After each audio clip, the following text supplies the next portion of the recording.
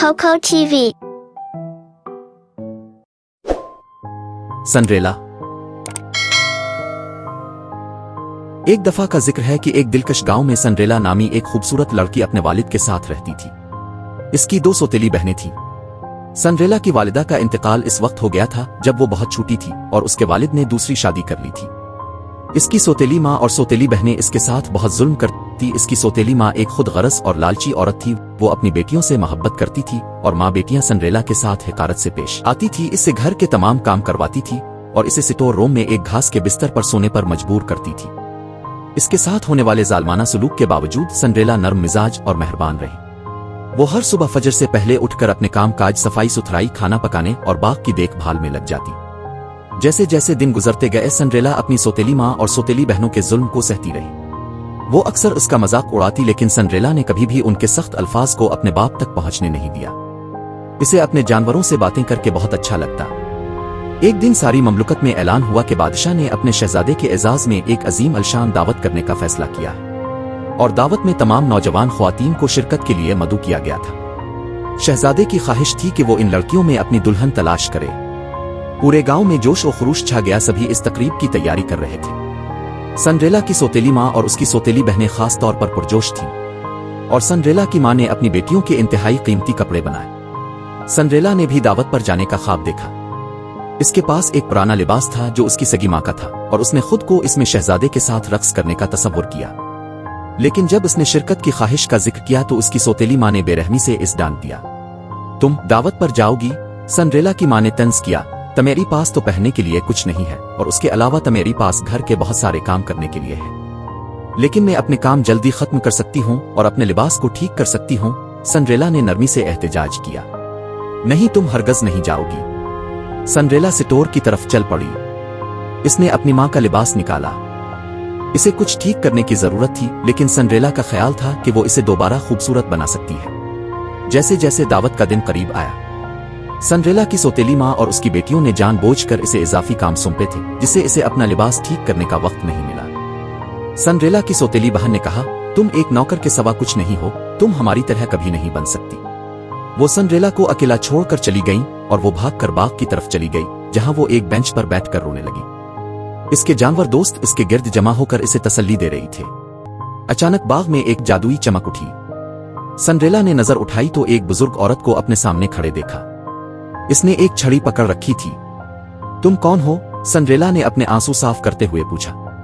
मैं तुम्हारी मदद करने आई हूं। सनरेला हैरान रह गई। लेकिन अब मेरी मदद क्यों करेंगी? क्योंकि तुम जुल्म के बावजूद रहमदिल और मेहरबान लड़की हो, बूढ़ी औरत ने कहा और साथ ही अपनी छड़ी घुमाई और एक कद्दू को एक शानदार सुनहरी बग्घी में बदल दिया। आखिरकार इसने सनरेला पर अपनी छड़ी लहराई और उसके पुराने कपड़ों को दिलकश और नया कर दिया। अब तुम दावत पर जाओ और लुत्फ अंदोज हो, बूढ़ी औरत ने कहा।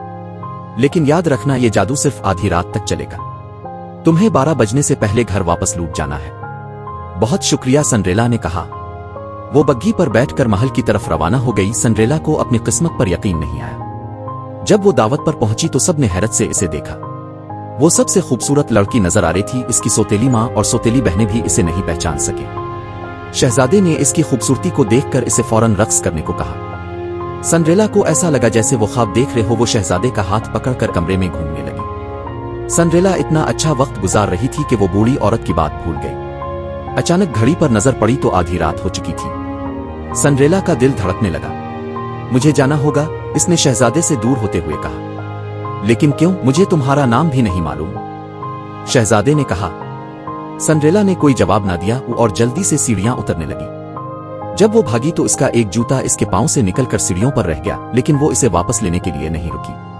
आधी रात के 12 बजते ही वो बग्घी में लपकी। इसी वक्त जादू खत्म हो गया और उसने अपने आप को दोबारा पुराने और बोसीदा कपड़ों में पाया। शहजादा ने इस लड़की को तलाश करने के लिए अपने आदमियों को हुक्म दिया कि वो सल्तनत में दूसरे पांव का जूता तलाश करें और ऐलान किया कि वो इस लड़की से शादी करेगा जिसके पांव में ये जूता पूरा आएगा।